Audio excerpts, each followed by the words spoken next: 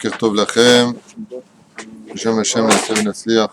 On est vendredi aujourd'hui, Vav du mois de Tammuz et le 4 du mois de juillet en français. Le Mana Am Israël, Bezrat Hashem, Parashat Shavua et Parashat Balak, deux halachot, un peu de Rabbeinu Bezrat Hashem sur le Sefer Amidot, et tout de suite quelques petites idées sur la paracha de la semaine, paracha qui parle essentiellement de la fin des temps.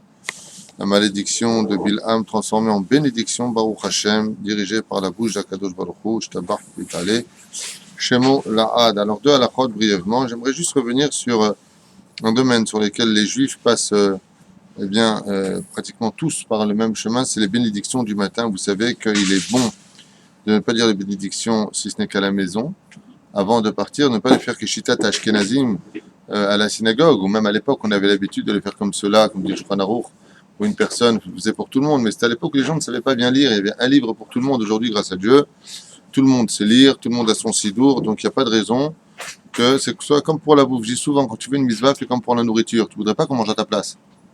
Tu aimerais toi aussi manger. Mais c'est pareil dans la spiritualité, quand tu as des choses à faire, ne laisse pas les autres le faire pour toi. La reine Be'ezrat Hashem, tu agiras en conséquence, tu feras tes brachot à la maison. Seulement les brachot, il faut être conscient qu'il y a plusieurs façons de les dire. Il y a celui qui les récite, il y a celui qui les vit. Alors celui qui les récite, bien sûr, à son niveau à lui, eh bien, Routavor, c'est la récitation. Mais il oublie des détails, c'est que chaque bénédiction vient remercier Akadosh Baruch Hu Pokeh Havirim, qui ouvre les yeux de celui qui est aveugle. On l'a vu avec Yosef Hatzadik, qui a dit toutes ces bénédictions. Quand elle lui a dit je vais te crever les yeux, il lui a dit Dieu ouvre les yeux, je vais te mettre en prison. Il lui a dit Matir à Sérim, Dieu me fera sortir de prison. Donc on voit que les bénédictions du matin sont Mamash Berumo Shel Olam, sont des bénédictions qui sont d'une importance capitale. Anoten la Servi Bina la Prin Vedem Velaila. Ensuite, vous avez la bénédiction qui vient nous sortir de la mitzvah, de ne pas profiter de ce monde sans dire une bracha avant, c'est l'étude de la Torah. On n'a pas le droit d'étudier la Torah le matin tant qu'on n'a pas prononcé la phrase de Asher Bahar Ban Mikol Aminu Natananu Torah Baruch Ata Hashem Noten Torah. Les Chachamim nous disent que nous avons l'obligation, avant de dire la bénédiction, de penser à se rendre quitte de toute l'étude de la Torah que nous aurions le matin. Ce qui veut que quand vous dites Asher Bahar Ban Mikol Aminu Natananu Torah Baruch Ata Hashem Noten Torah, n'oubliez pas que ainsi donc vous aurez dit la bracha pour tous les divrei Torah que vous aurez acquis Be'ezrat Hashem dans la journée. Zéou. Ça c'était pour les deux à la Chod Baal Peh, quoi. Un commentaire justement. Un commentaire sur enfin plus une question sur les brachot du matin. À la maison, Baruch Hashem, on a nos enfants, les plus 6 ans, vous le connaissez, ils ont les kélis le matin pour faire les kélis dès qu'ils bougent du lit, faire le déani. Et après, il y a quelque chose auquel je ne suis pas trop d'accord. Ma femme les fait manger de suite. Alors ça, le petit déjeuner de suite. Je dis, là, c'est l'automne, parce qu'il faut d'abord qu'ils fassent les brachot du matin, et après tu les fais manger. C'est-à-dire que tu les fais manger habillés. Alors que ici, c'est quoi la question en deux mots? La question, c'est que, bon, ils sont petits. Ma femme dit, ils sont petits, on ne va pas les habiller avant. Dès qu'ils se lèvent, elle les fait manger. Alors qu'ils devraient, normalement, à mon avis, faire plutôt un sévère de toutes les brachot. Combien de temps ils font pour faire les brachot du matin? Tes enfants, combien de temps ils mettent pour les faire? Mon fils 6 ans, ça y est, il fait rapidement. Il fait ça en 5 minutes, 7 minutes. 7 minutes. Et la petite? Non, la petite, non, pas encore. Alors celui qui fait en 5 minutes, qui fasse d'abord le brachot, après il mangera, le brachot du matin. Dans l'absolu, ta femme a raison. C'est-à-dire que dans l'absolu, ils sont petits, ils mangent avant, ils mangent après, leur niveau à eux, c'est pas important, 6 ans. Si le petit, Baruch Hashem, tel que je le connais, il sait bien lire, donc à son niveau à lui, déjà, c'est bien pour son éducation de l'habiller d'abord, ensuite il dira les bénédictions, Birkat HaShachar, Birkat HaTorah, et après seulement il prendra son petit déjeuner, le Bezebaya. Si maintenant il n'a pas envie, il dit, mais papa, j'ai faim, j'ai pas envie, je veux d'abord manger, tu le laisses manger. D'accord? Alors au niveau à eux, c'est que de l'éducation, ce n'est pas de l'obligation. Ça a l'air? J'ai dit à une femme, tu fais passer la nourriture avant la Torah. C'est un pas un bon créneau. Aïe, aïe, aïe, ah. À partir de 6-7 ans, déjà on commence à éduquer les enfants, on les éduque. Mais de là à leur dire Chazé Shalom, je fais la Bérard, je fais passer la nourriture avant la prière à l'âge de 6 ans, mon Dieu. À ta femme. Mais tu sais que quand tu touches aux enfants d'une femme, tu touches les gosses. Hein. Osek Batora, Gemilut Chassadim, Zochel Arbot, Banim. Celui qui, Baruch Hashem, étudie la Torah et fait beaucoup de bien autour de lui, a le mérite d'avoir beaucoup d'enfants, Bezrat Hashem. Tov, on va pas me revenir dessus.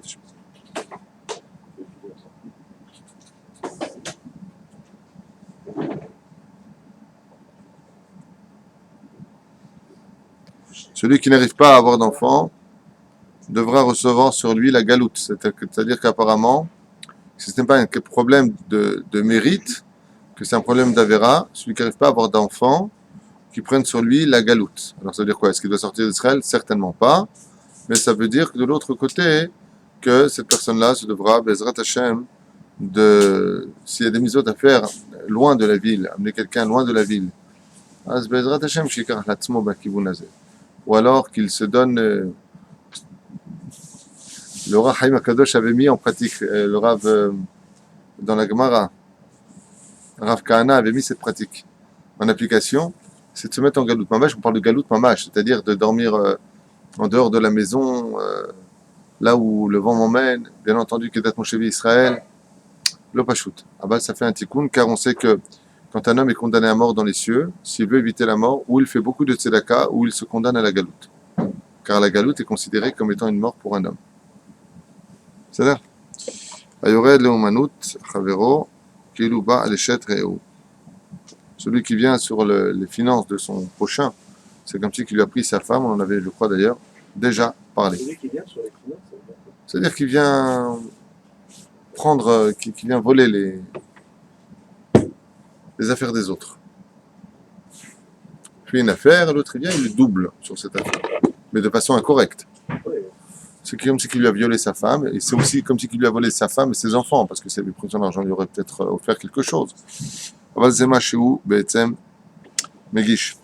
Top, Rabotai, Negit Kamamilim, Parashat Shavua et Parashat Balak. Balak, nous avions expliqué l'an dernier, c'est un personnage qui a un srout exceptionnel, puisque la Torah a préféré mettre en avant-première le nom de Balak au lieu de se mettre celui de Bilam, et ce serait dû essentiellement à son côté hypocrite de Bilam, qui dit d'un côté Tamot Nafshi Kemot Yesharim, ou Mekabel Sachar Ke Pinchas Verotzel Asot Masé Zimri. C'est-à-dire qu'il veut se comporter comme un rachat dans la vie, il veut faire comme Zimri, aller avec son ânesse, aller avec des goyotes, faire ce qu'il a à faire. De l'autre côté, il vient, il dit je veux mourir comme les tzadikim, je suis un tzadik, je veux vivre bien. Akadosh Baruch Hu, comme vous le savez, déteste les gens qui sont hypocrites.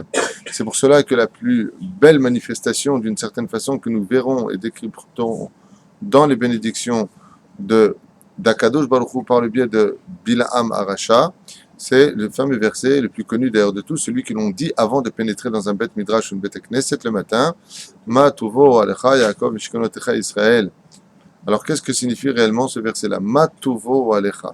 Comme elles sont belles tes tentes Israël, Ma tuvo alecha mishkenotecha Israël, et tes demeures. Alors, Israël bien sûr. Quel rapport entre l'un et l'autre? La réponse est que, vous savez, que dans le judaïsme, le comportement que la Torah nous exige dans une synagogue doit être exactement le même que quand on rentre à la maison. C'est-à-dire que le Ohel, qui représente le monde de l'étude, comme c'est marqué pour Yaakov, Ishtam Yoshevo Alim, un homme qui réside dans les tentes, c'est l'étude de la Torah. Eh bien, cet endroit-là doit être comme le Mishkan de l'homme, et on constatera justement cette fête de la Emouna comme à Sukkot, où on nous dit qu'un homme dans la soukha doit se comporter exactement comme chez lui. C'est une tente, une soukha avec simplement du srach au-dessus. Et Akadosh Baruch Hu aime les gens qui ont cette particularité d'être Toho Kevaro, intérieur comme extérieur. C'est un jour pour lui-même qu'on avait fait avec Imdoumani l'an dernier. Mais quoi qu'il advienne, n'oubliez pas un détail. Dans ce cas-là, on va dire alors, ok, je vais être franc maintenant. Toi, je t'aime pas. Toi, je t'aime bien. Toi, t'es un naze au travail. Toi, c'est pas de ça dont on parle. La courtoisie se doit d'exister dans toutes nos phrases. On se doit d'être courtois, mais pas hypocrite. C'est-à-dire que tu ne dois pas en arriver à un point, quand tu vois une personne, de lui dire, qui vient te voir, oh, Shalom, comme je suis content de te voir. Le mot comme je suis content de te voir, si tu ne le penses pas, tu ne le dis pas. Oh, Shalom, comment allez-vous? Ne sois pas hypocrite. Pourtant, je n'ai pas l'impression que je te dérangeais quand tu es venu. Tu ne dois pas non plus donner l'impression de déranger. Aval ne vient pas dire des choses que tu ne penses pas. Ne viens pas être un personnage qui dit aimer alors que tu n'aimes pas, qui dit détester alors que tu aimes. Hein? Motek, Neshama Sheli, Kapara, Kapruni, viens quand tu veux. Ce genre de phrase, viens quand tu veux. Alors que le mec, au moment où tu le dis, il espère que tu ne retrouveras pas son adresse, tu vois. Non.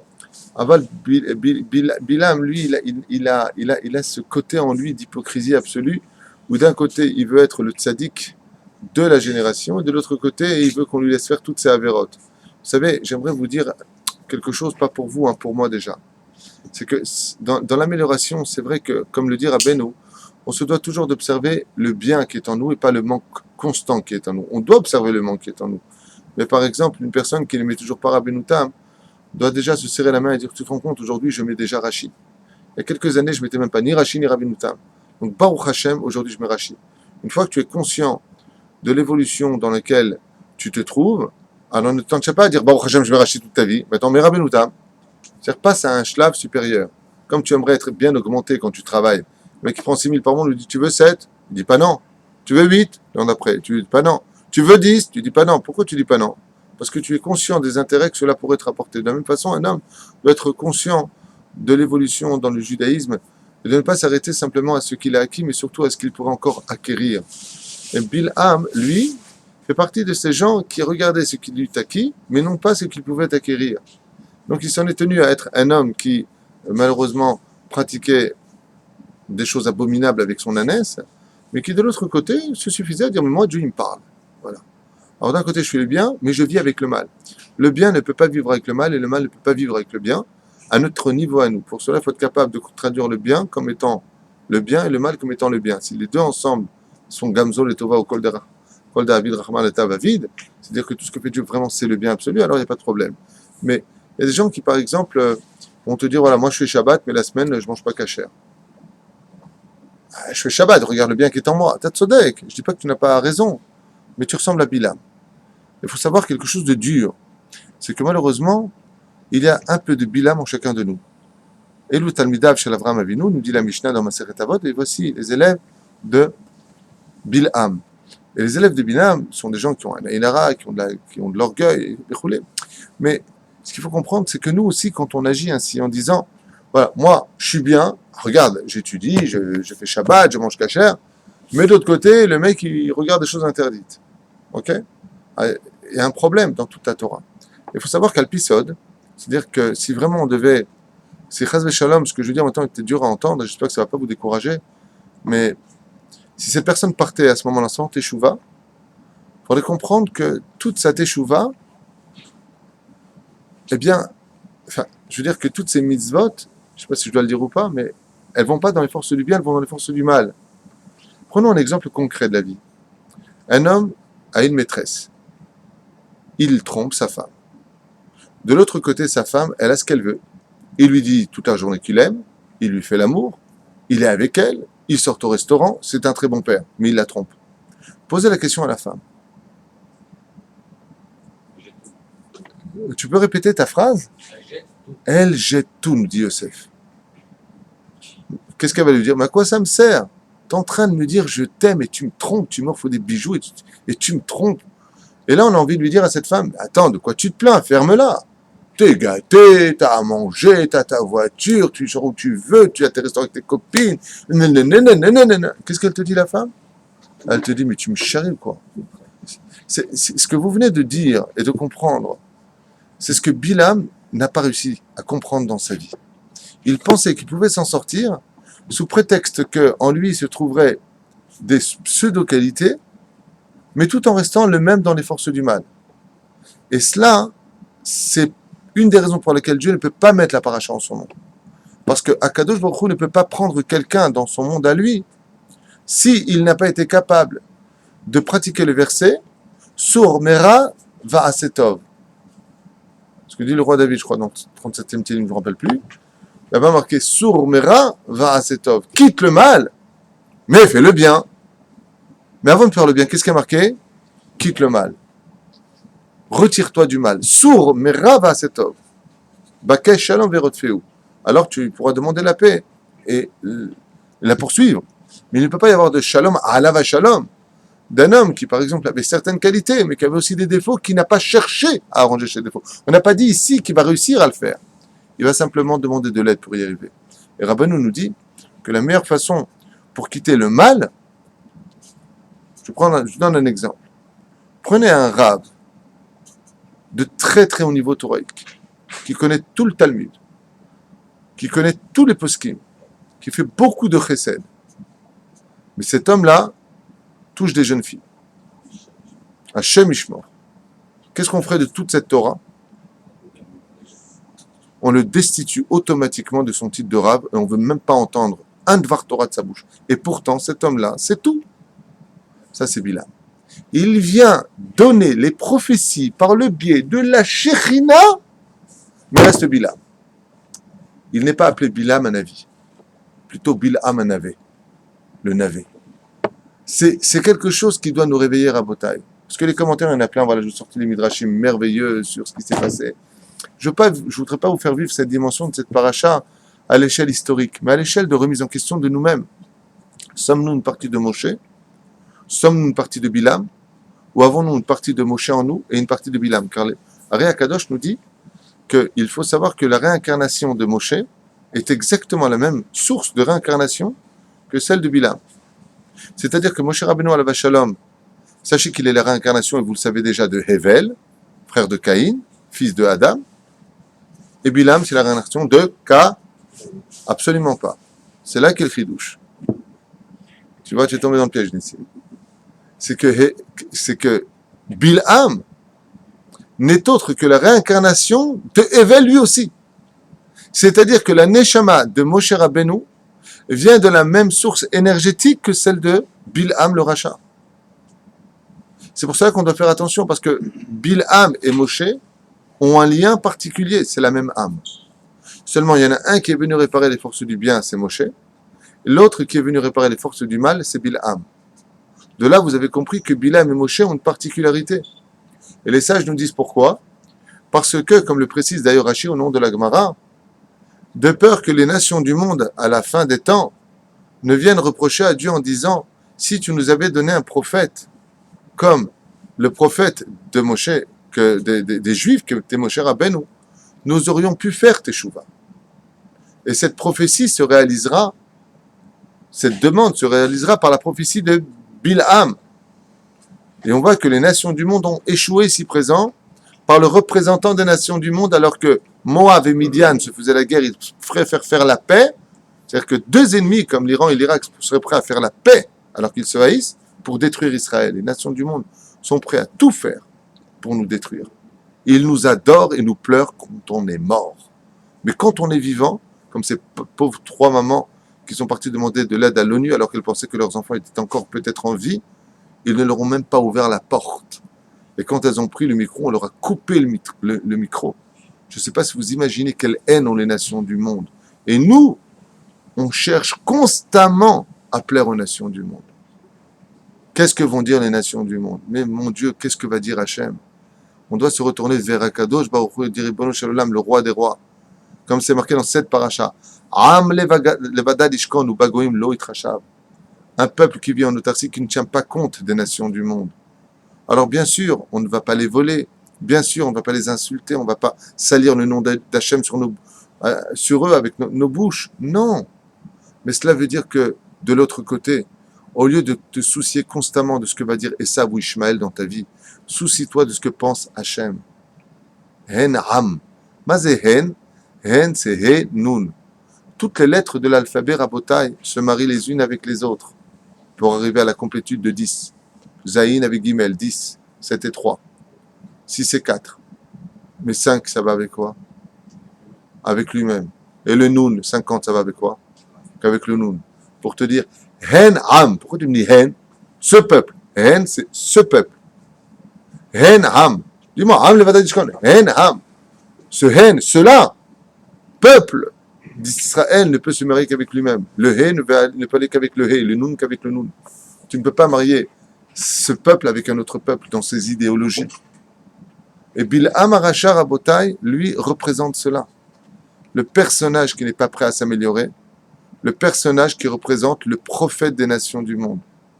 Et on voit que Dieu s'adresse à lui. Et les Chachamim nous disent, mais ça va beaucoup plus loin que ce que vos oreilles entendent. Qu'est-ce que cela signifie en disant un prophète parmi les nations du monde? Eh bien, Pachout, vous savez que les nations du monde ont eu des guides. Platon, par exemple, Aristote, Socrate, et bien d'autres, comme les Chinois, qui avaient eux-mêmes leur propre philosophe, qui était un petit peu une sorte de prophète, avec des dictons qui ne sont pas moins bidons que certains autres dictons venus de chez nous, comme ce grand philosophe chinois qui s'appelait comment d'ailleurs? Confucius, qui un jour dit un beau dicton, donne-lui un poisson, il mangera un jour, apprends-lui à pêcher, il mangera toujours. Ils ont eu des pseudo-guides dans leur nation, mais qu'est-ce qu'ils en ont fait? De la Vodazara et des meurtres. Le peuple d'Israël a eu un prophète, mais on l'a suivi. Eux, ils ont eu un prophète qui parlait avec Dieu, mais ils l'ont incité à ne pas accomplir la volonté d'Hachem. Je t'ai apporté pour maudire ce peuple-là, et toi, tu le bénis, dit Balak.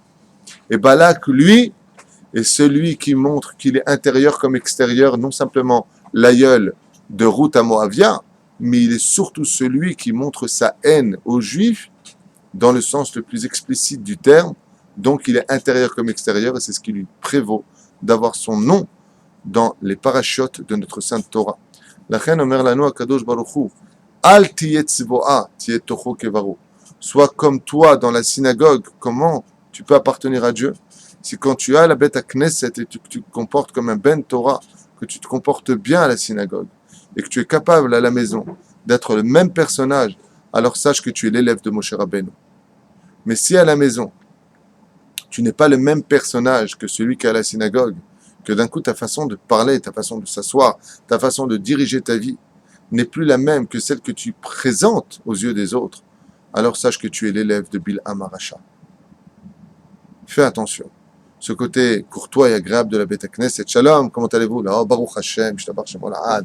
Non, asseyez-vous, je vous en prie. Et à la maison, ouais, toi, t'es comme ta mère. Tu commences à faire le shonara. T'es comme ceci, t'es comme cela. Tu viens, tu te comportes mal.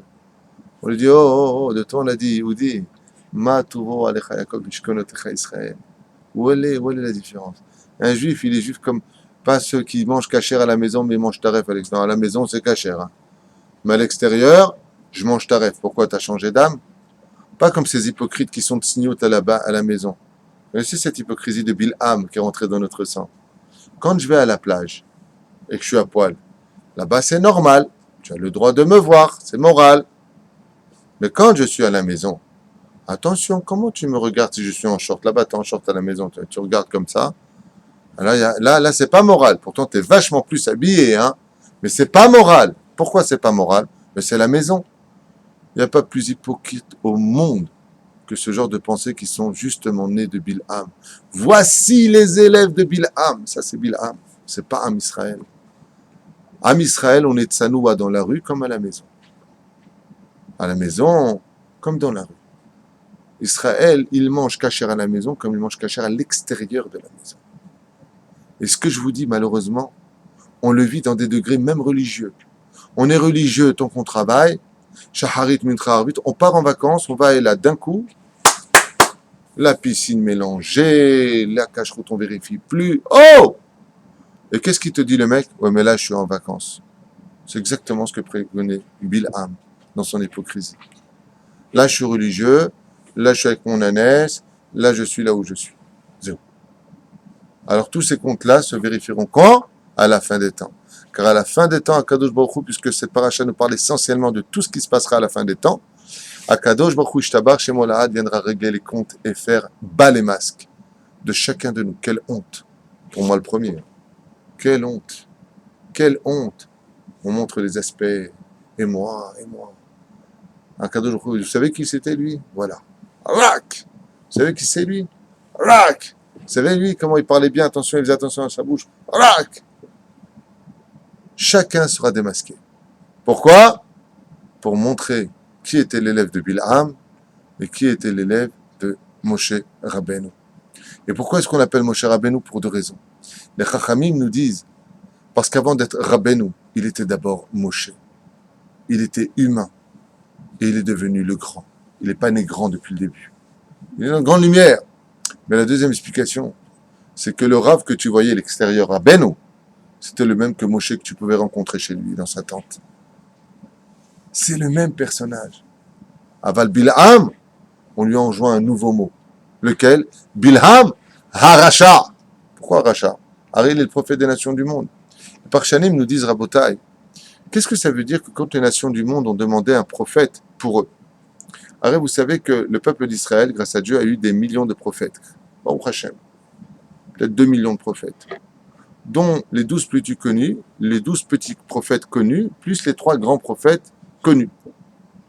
Mais qu'est-ce que ça veut dire de demander un prophète? Arrête, vous savez que les nations du monde ont eux aussi, comme on l'a constaté avec Abimelech ou Pharaon, voire la femme de Pharaon, les Khartoumim ou les Chachamim d'Égypte, étaient capables de vous donner l'avenir exactement comme nous. Ils savaient exactement ce que Dieu voulait.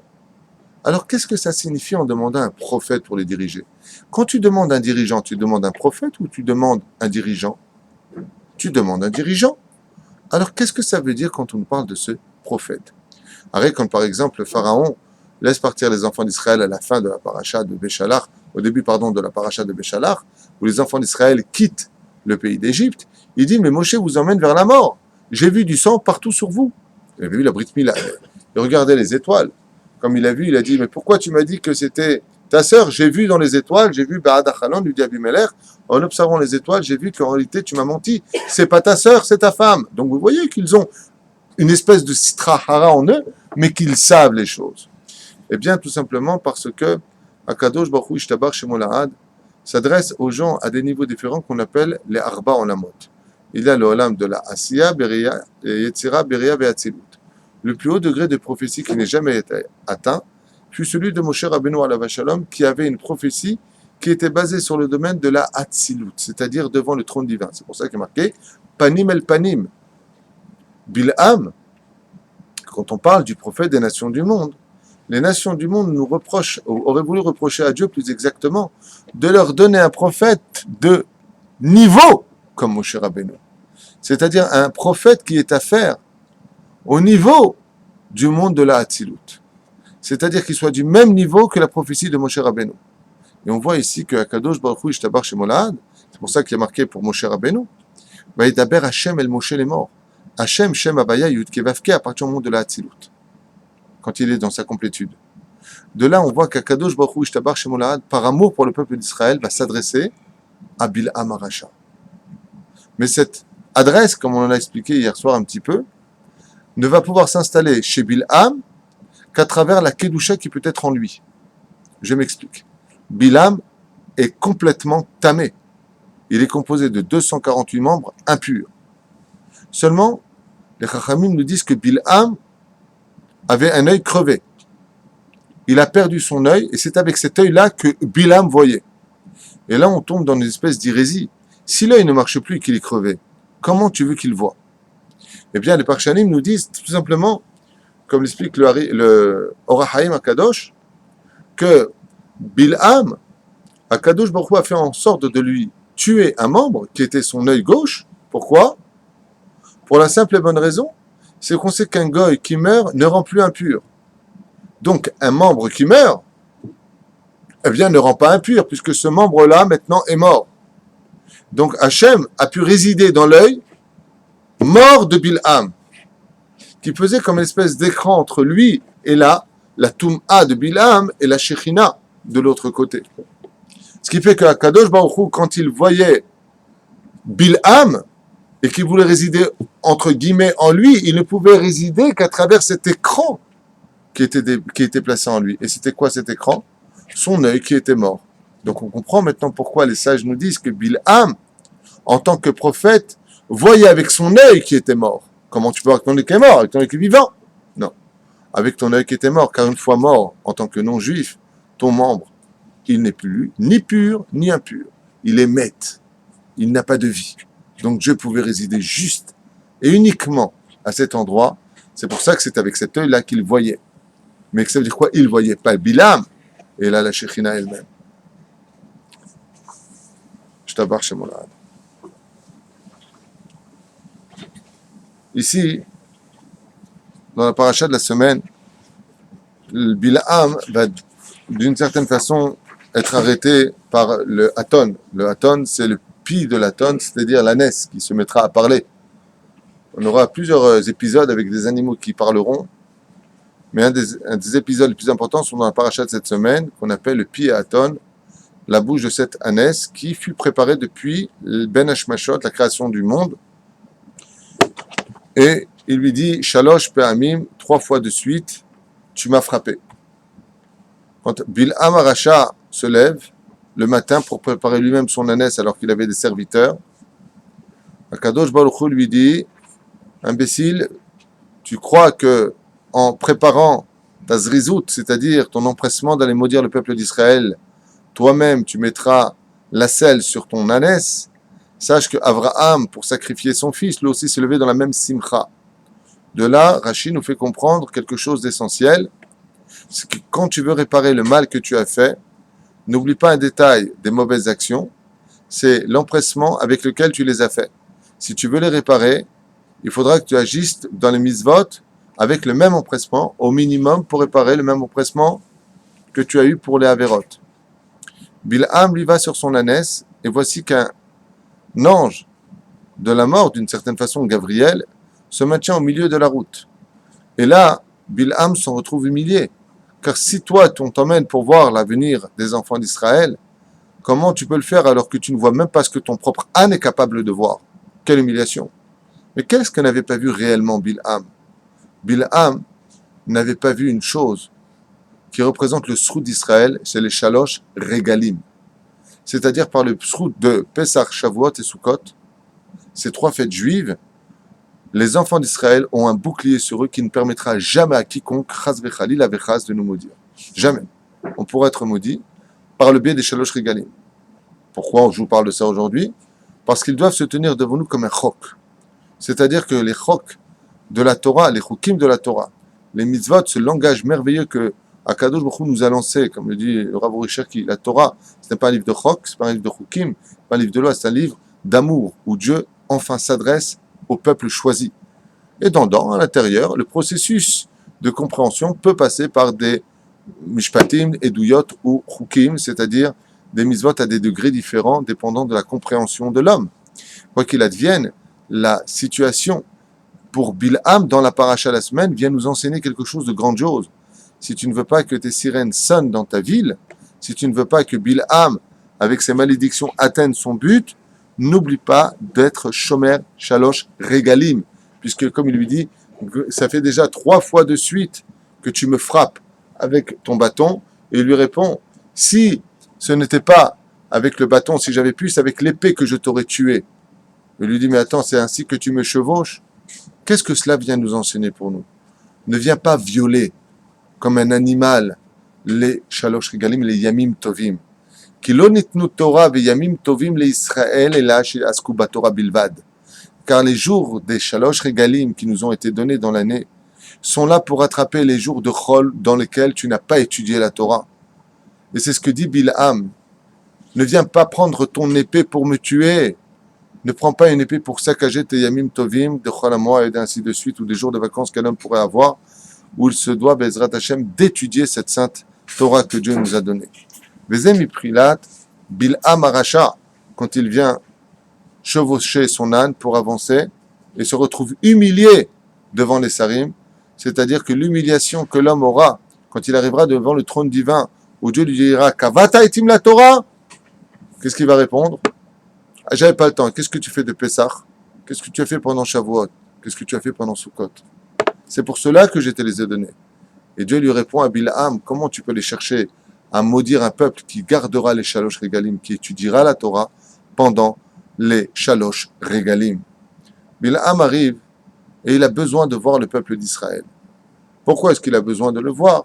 Car quand on voit une personne, on n'est pas obligé de prononcer son nom. Et comme une seule seconde pouvait lui être attribuée dans le sens où il connaissait le moment précis où Dieu se mettait en colère, comme c'est figure dans Masechet Berachot, eh bien, Bil'am avait besoin de voir ce peuple. Les Chachamim nous disent que toute la force de Bil'am Aracha vient du fait que son œil était empreint du Nachash HaKadmon. C'est-à-dire que comme ses yeux regardaient constamment des films X, comme le dit le Midrash, il était capable de voir quel zéra de l'homme allait ovuler l'ovule de la femme, jusqu'où il allait.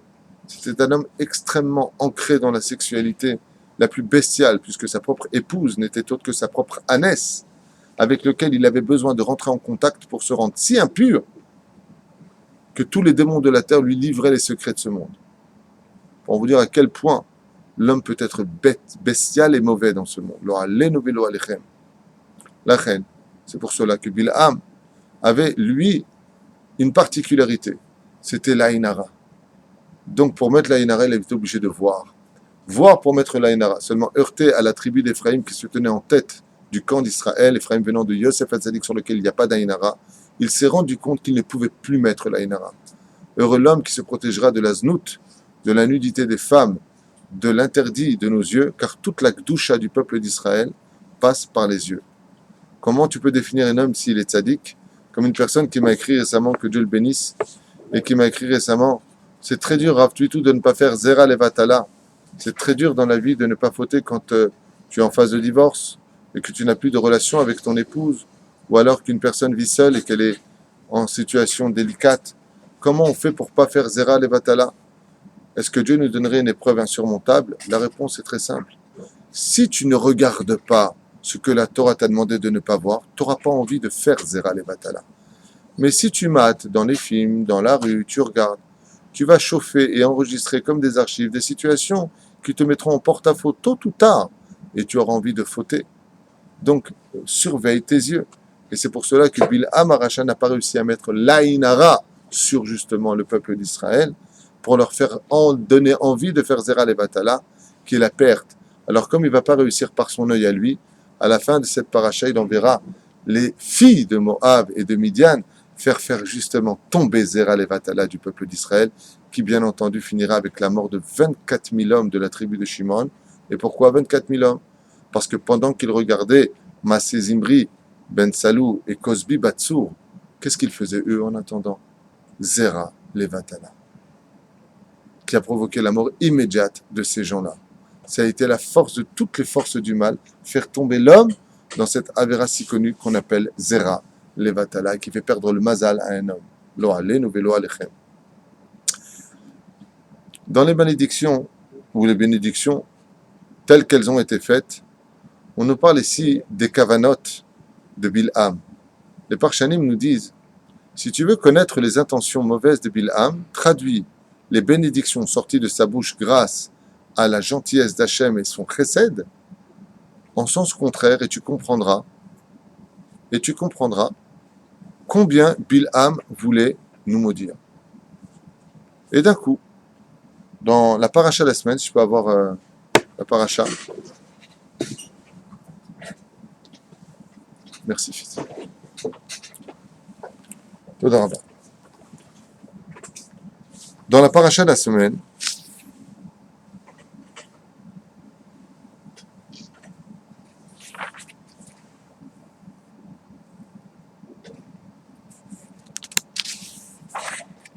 on voit ici Vaïssa Mishalo Vayomar Oy mi ichye misumo el.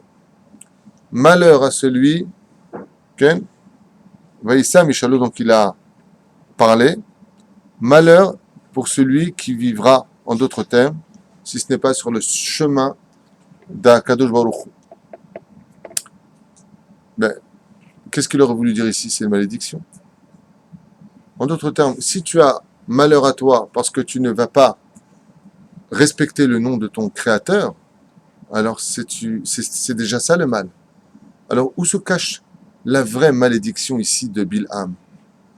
On a dit tout à l'heure que par exemple, quand Bilham dit que qui pourrait réveiller cette lionne, qui oserait réveiller cette lionne qu'est le peuple d'Israël, Bilham aurait voulu dire que le peuple d'Israël est un peuple de fainéants, un peuple mauvais. C'est ce qu'il veut faire de nous. Un peuple qui n'est pas digne d'être la reine des nations. C'est ce qu'il voulait dire. Mais là, il dit le contraire, parce que Dieu lui renverse ses lettres. Mais quand on arrive ici à cette situation où on nous dit « Attention à vous les Juifs, si vous n'allez pas », mais justement, c'est ce qu'il voulait dire. Alors comment est-ce qu'on pourrait traduire dans le sens contraire les intentions de Bilham? Et écoutez bien ce qu'enseigne Maran à Ben Ishraï. Le Ben Ishraï nous dit qu'il y a une mahlouquette dans le Talmud, à savoir entre Rav et Shmuel. Est-ce qu'une personne qui est modée Patour Miknas ou pas? Je m'explique clairement. Une personne a fauté vis-à-vis d'autrui, ou il a fauté vis-à-vis de la société. Dans la Gemara, on nous pose la question, est-ce que si les témoins viennent témoigner contre lui, l'accusant, est-ce qu'il serait quitte de payer le knas, l'amende, ou pas? Shmuel dit, que ils viennent dire avant que les témoins ne viennent, j'ai fauté. Je reconnais ma faute, c'est moi.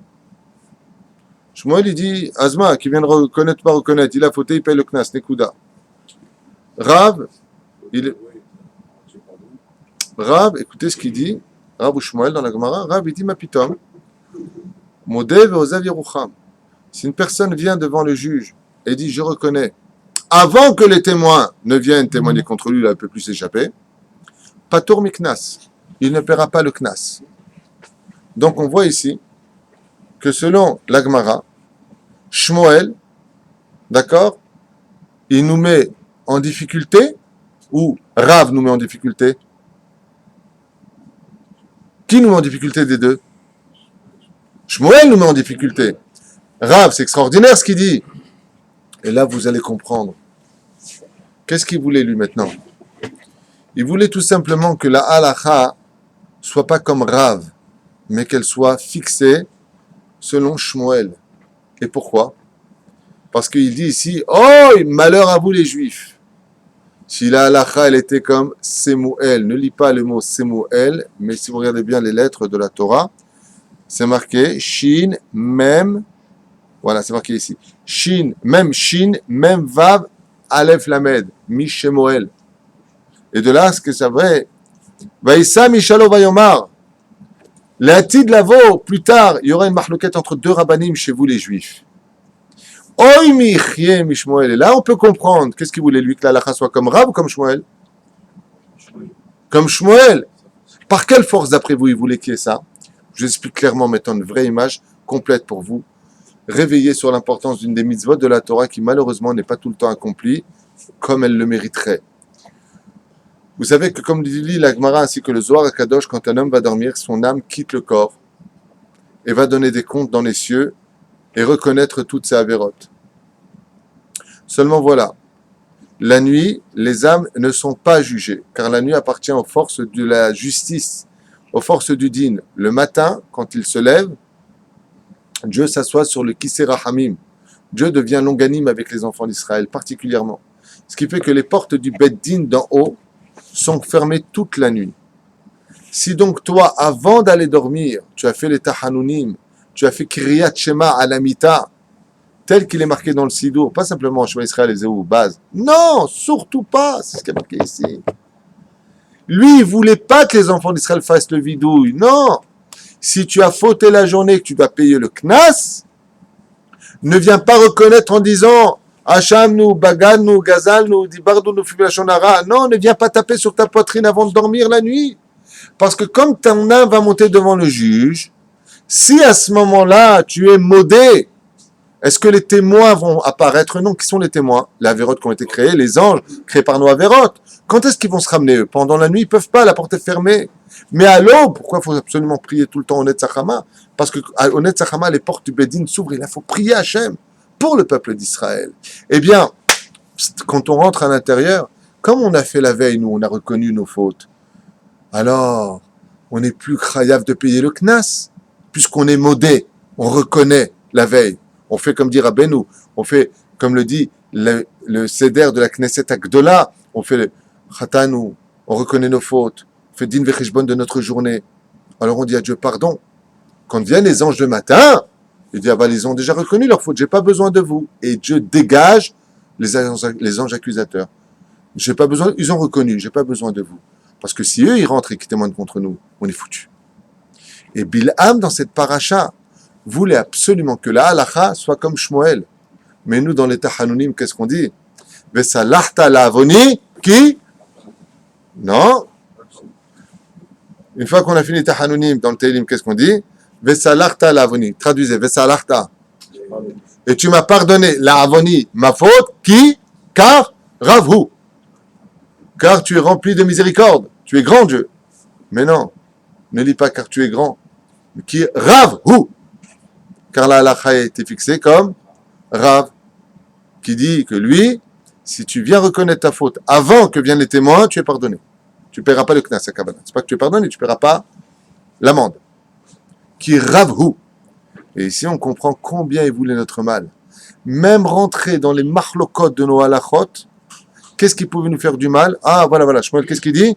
Même s'ils viennent reconnaître leurs fautes, ne sont pas pardonnés, paieront le knas. Halakha que Shmuel. Non, le roi David, il écrit non, halakha que Rav. Et Rav, c'est ce qu'il dit. C'est pour ça qu'il ne faut jamais rater l'occasion de faire le Kiryat Shema à la Mita avec les Tachanunim de tout notre cœur.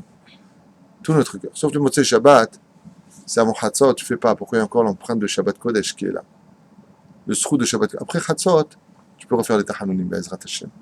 Ki Rav hu, Ve'alacha, Baruch Hashem. Ki Rav, Ve'lo ke Shmuel. Ve'zeh ha'inyan.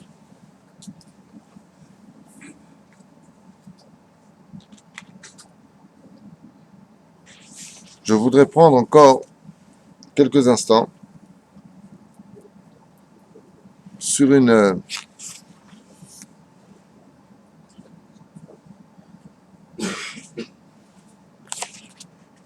juste un instant, Ken. כתוב ככה, ממנה עפר יעקב מספר את רובע ישראל תמות נפשי מות ישרים ותהי אחריתי כמוהו. Je finirai avec une dernière phrase de Bilham, plus exactement, Bilham est le couloir exceptionnel de l'histoire par le biais de sa bouche qui reste figée, puisque la Shrina parle à ce moment-là. Il nous dit Mimana Afar Yaakov. Qui peut compter la poussière d'Israël? Qu'est-ce que ça veut dire ça? Mimana Afar Yaakov. Qui peut compter la poussière d'Israël? À quelle mitzvah, d'après vous, ici s'adresse Bilham, plutôt Hachem par le biais de Bilham? Quelle mitzvah Akadosh Baruch Hu aime tellement au point de l'inscrire dans la Torah qui pourrait paraître à nos yeux complètement futile? Vous savez de quoi on parle? Je finirai avec ça pour aujourd'hui. Je vais vous gâter grâce à Rabbi Yehuda Tzadka, Zecher Tzadik Vekadosh Ivracha, qui nous livre ce secret extraordinaire d'une mitzvah cachée du juif, que le juif n'apprécie pas à sa juste valeur et qui pourtant est marquée ici dans la Torah. Regardez ce que nous enseigne Rabbi Yehuda Tzadka.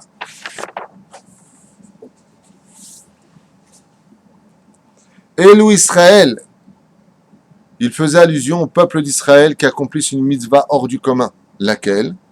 Shemalim et benehem v'achar kach mechasim ba'afar. C'est la mitzvah de la Brit Mila qu'a vu Bilham. Et Bilham, lui, vous avez compris qu'il veut dire par là que quoi? Que les enfants d'Israël ne prennent pas compte de la gravité et de l'impureté de la orla, c'est-à-dire le morceau que l'on coupe à la Brit Mila. Qu'est-ce qu'on fait de ce morceau-là? On doit l'enterrer absolument dans la terre.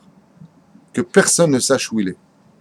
Il faut faire extrêmement attention. Et ça, vous avez remarqué en Brit Mila, c'est la chose la plus inimportante, la plus futile et la plus ignorée du peuple. On coupe, ce qui compte, c'est que la brite soit bien faite, que le moelle ait bien fait son travail, qu'il ait bien pris son oseille, véchoulé. Les buffets, Mazel Tov, les sourires, Atat Sodek. Mais dans la paracha, on vient de dire pas du tout.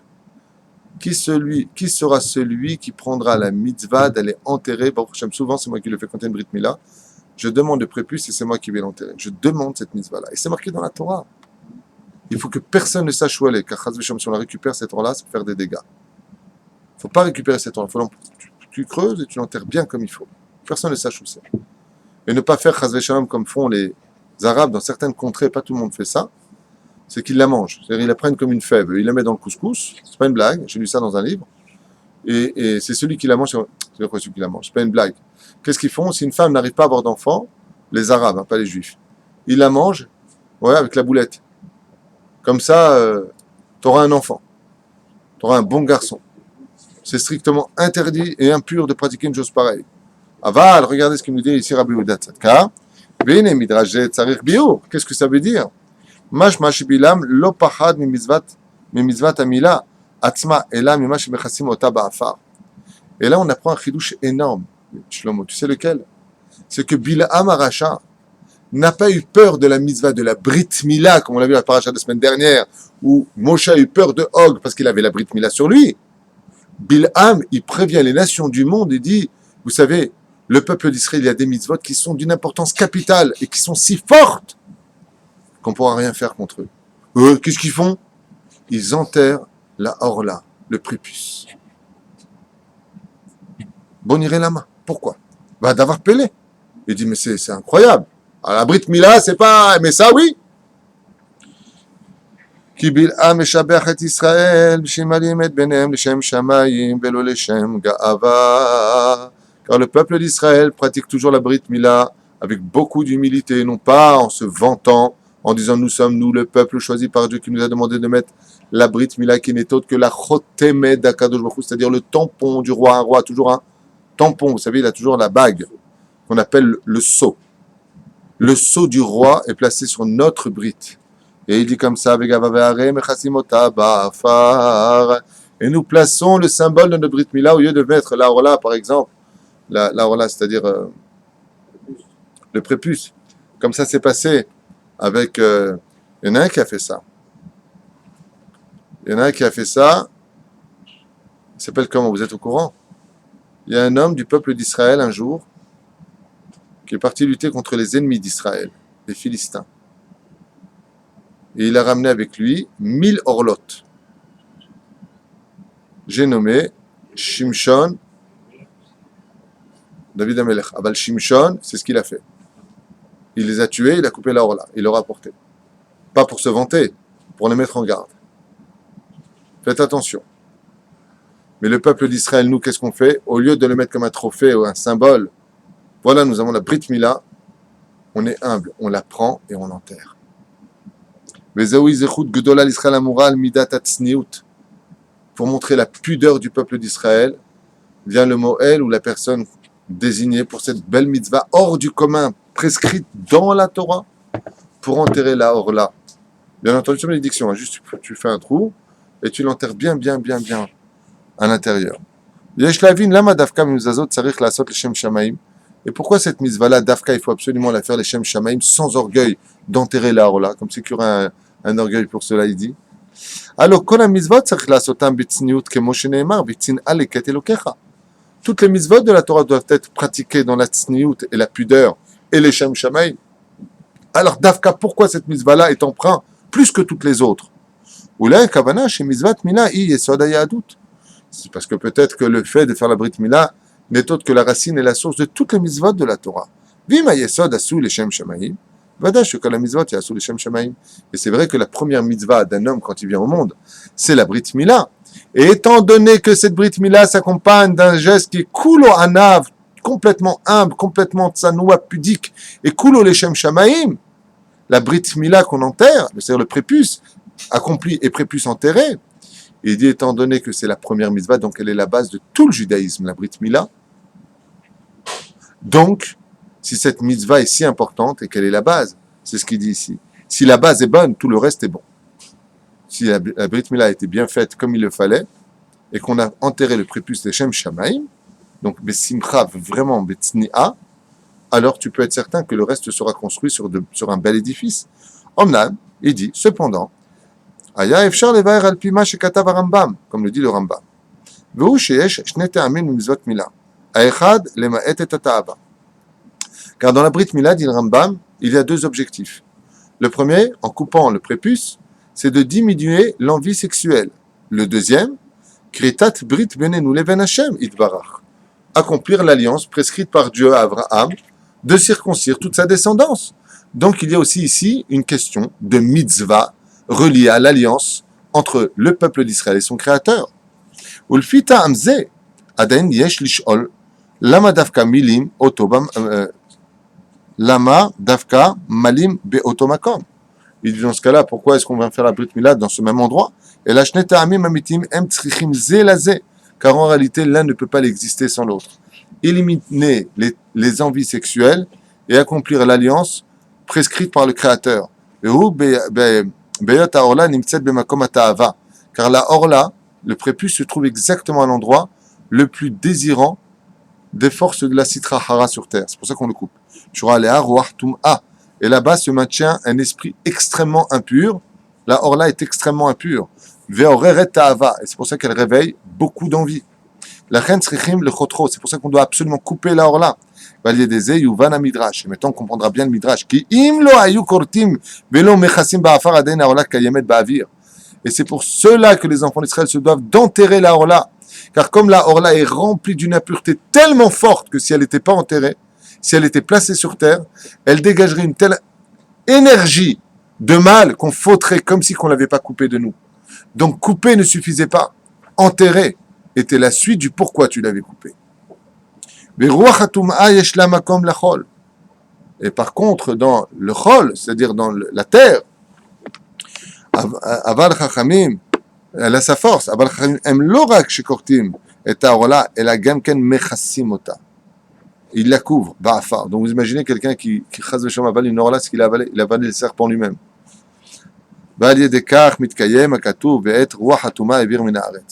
Et c'est pour ça qu'Akadosh Baruch Hu dit qu'à la fin des temps, Dieu enlèvera tout l'esprit impur de dessus de la terre. Vous savez ce que ça veut dire?